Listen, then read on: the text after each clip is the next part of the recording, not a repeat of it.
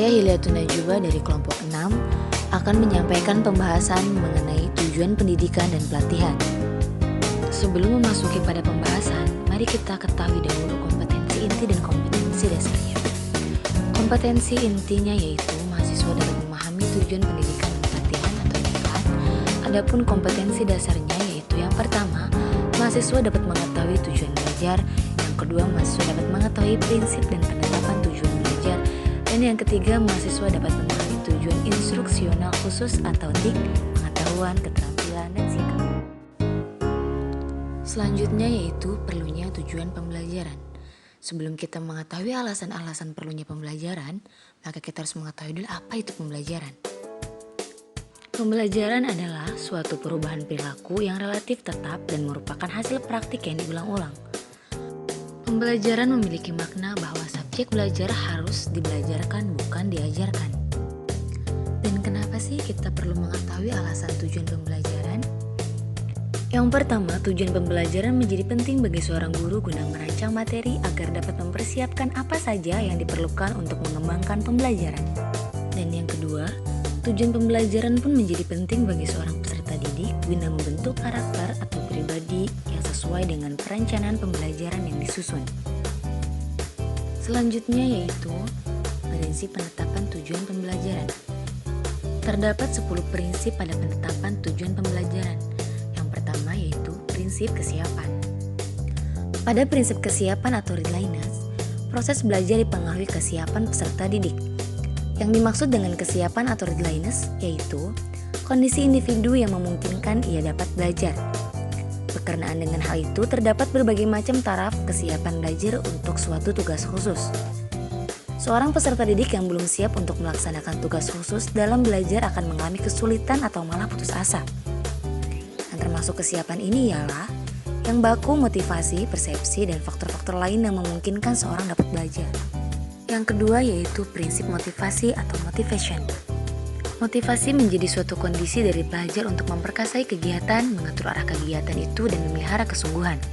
Secara alami, anak-anak selalu memiliki rasa ingin tahu yang besar dan ingin banyak melakukan kegiatan penjagaan dalam lingkungannya.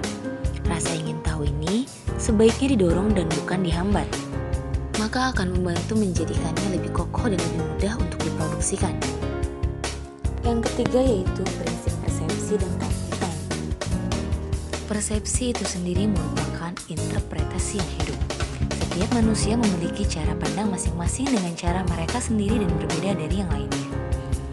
Persepsi sangat mempengaruhi individu. Seorang guru akan dapat memahami peserta didiknya lebih baik bila ia peka terhadap bagaimana cara seseorang melihat situasi tertentu. Dan menurut salah satu ahli, mengemukakan bahwa teaching is the guidance of learning experience. Lanjut pada nomor 4 yaitu prinsip tujuan dan keterlibatan langsung.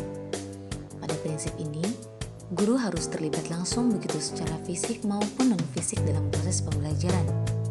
Dan yang kelima, prinsip perbedaan individual. Pengajaran yang hanya memperhatikan satu tingkatan sasaran akan gagal memenuhi kebutuhan seluruh peserta didik. Lanjut pada nomor 6 yaitu prinsip transfer atensi dan tantangan. Pada prinsip ini, belajar dianggap bermanfaat bila seseorang dapat menyimpan dan menerapkan hasil belajar dalam situasi baru. Lanjut pada nomor 7, prinsip belajar kognitif. Pada prinsip ini, belajar kognitif melibatkan proses pengenalan atau penemuan. Belajar kognitif mencangkup asosiasi antar unsur, pembentukan konsep, penemuan masalah, dan keterampilan memecahkan masalah. Lanjut pada nomor 8 yaitu prinsip belajar afektif. Pada prinsip ini, proses belajar afektif seseorang menentukan bagaimana ia menghubungkan dirinya dengan pengalaman baru. Selanjutnya nomor 9 yaitu prinsip belajar psikomotorik. Pada prinsip ini, proses belajar psikomotor individu menentukan bagaimana ia mampu mengendalikan aktivitas ragawinya. Dan yang terakhir yaitu prinsip pengulangan. Pada prinsip ini, prinsip pembelajaran yang menekankan pentingnya pengulangan yang barangkali paling tua seperti yang dikemukakan teori psikologi gaya. Lanjut pada poin selanjutnya yaitu rumusan tujuan instruksional khusus. Terdapat 3 tujuan rumusan instruksional khusus. Yang pertama yaitu pengetahuan, yang kedua keterampilan, dan yang ketiga sikap. Sebelum itu perlu kita ketahui apa itu tujuan instruksional. Tujuan instruksional adalah suatu pernyataan spesifik yang dinyatakan dalam bentuk perilaku yang diwujudkan dalam bentuk tulisan yang menggambarkan hasil belajar yang diharapkan. Adapun langkah-langkah untuk merumuskan tujuan instruksional khusus yaitu: yang pertama, usahakan menggunakan kata-kata yang menuntut siswa berbuat sesuatu yang menampakkan hasil belajarnya. Yang kedua, perlu dijelaskan terhadap hal apa siswa harus melakukan sesuatu itu. Yang ketiga, perlu dijelaskan persyaratan yang berlaku bila siswa akan melakukan sesuatu sesuai dengan tujuan instruksional khusus. Dan yang keempat yaitu ditentukannya suatu norma mengenai taraf prestasi minimal yang diberlakukan. Lalu, apa sih manfaatnya tujuan instruksional? Yang pertama yaitu menyusun instrumen tes, meliputi post-test atau pre-test. Yang kedua yaitu merancang strategi instruksional. Dan yang ketiga, menyusun spesifikasi dan memilih media. Dan yang terakhir yaitu melaksanakan proses belajar. Alhamdulillahirrabbilalamin. Cukup sekian yang telah saya sampaikan. Kurang lebihnya mohon maaf. Billahi taufiq wal hidayah. Wassalamualaikum warahmatullahi wabarakatuh.